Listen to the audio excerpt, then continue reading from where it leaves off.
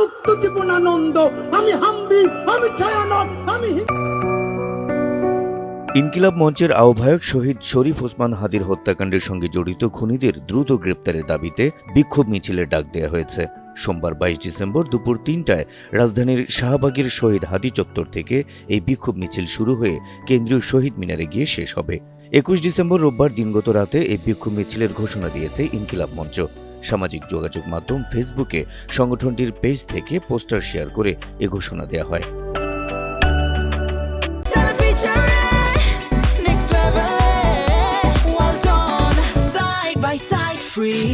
ইনকিলাব মঞ্চের পক্ষ থেকে জানানো হয়, শহীদ শরীফ ওসমান হাদির হত্যাকাণ্ডের সঙ্গে জড়িত খুনিদের দ্রুত গ্রেপ্তারের দাবিতে সোমবার দুপুর ৩টায় রাজধানীর শাহবাগের শহীদ হাদি চত্বর থেকে এই বিক্ষোভ মিছিল শুরু হবে।